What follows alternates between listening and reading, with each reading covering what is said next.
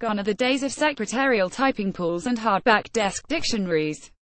Now, we conduct much of our daily business by quick-fire finger jabbing on tiny screens. But ever smaller technology, and an increasing pressure for ever quicker response times with the advent of email, means it's likely a typo will creep into our written communication, or worse, autocorrect will insert an inappropriate word.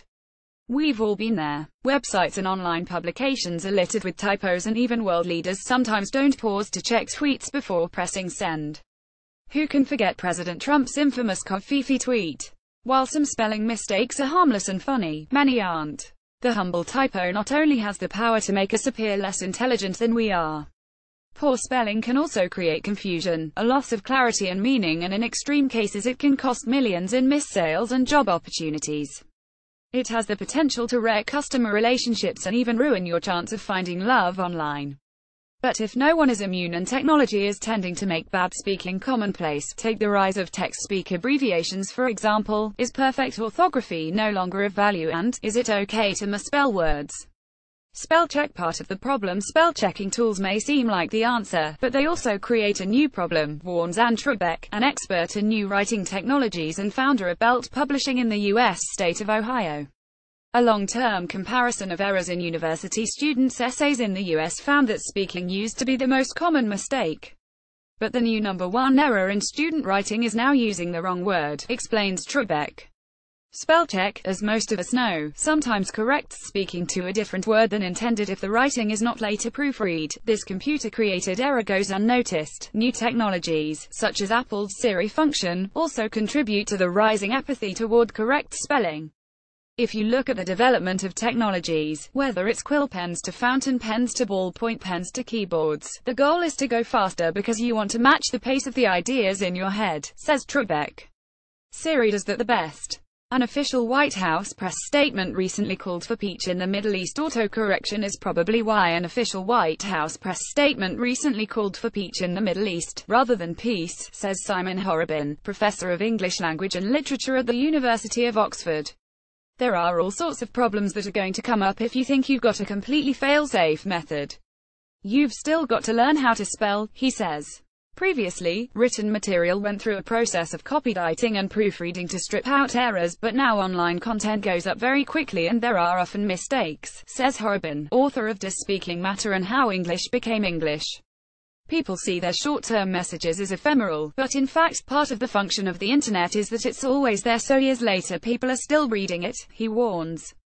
Yes, you're being judged. A survey of 5,500 American singles in 2016 by online dating site Match.com found that 39% judged the suitability of candidates by their grasp of grammar, ranking that more important than their smile, dress sense, or even the state of their teeth.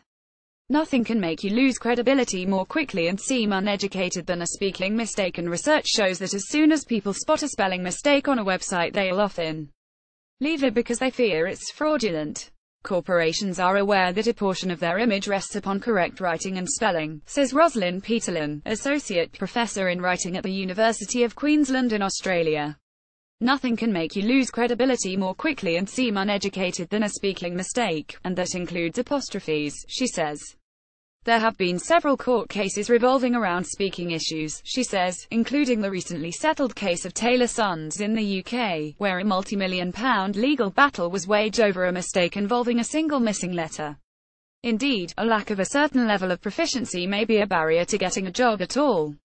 A lot of employers in Australia now ask candidates to take writing tests, says Peterlin.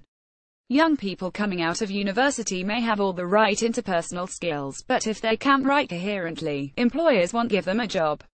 It would be a mistake to tell young people that spelling doesn't matter. A 2015 survey of UK bosses employing collectively more than 1.2 million people, conducted for business lobby group CBI, found that 37% of employers were dissatisfied with standards of literacy and use of English among university and school leavers. It would be a mistake to tell young people that speaking doesn't matter in this industry, or in this occupation, because those basic skills are a real gateway to other roles or to developing other skills, says Pippa Morgan, the CBI's head of education and skills.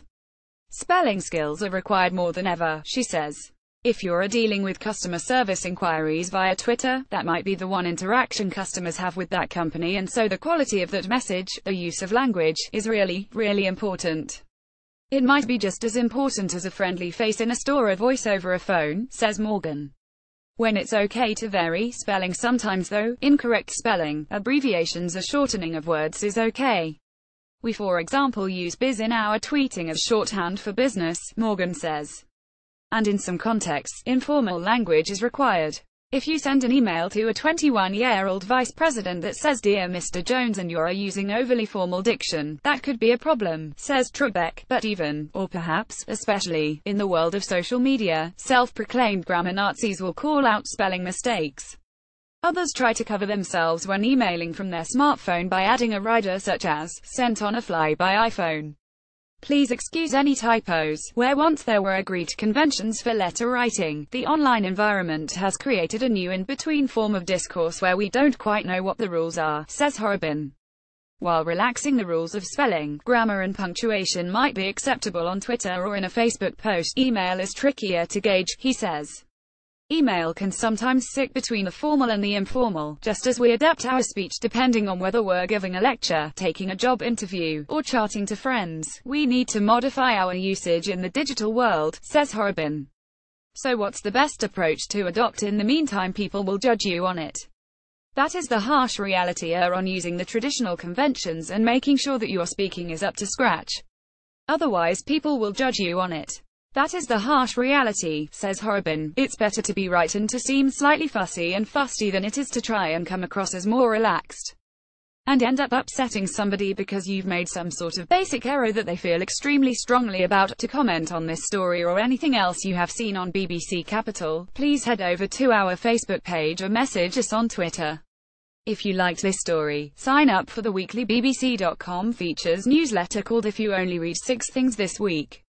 A hand-picked selection of stories from BBC Future, Culture, Capital and Travel, delivered to your inbox every Friday.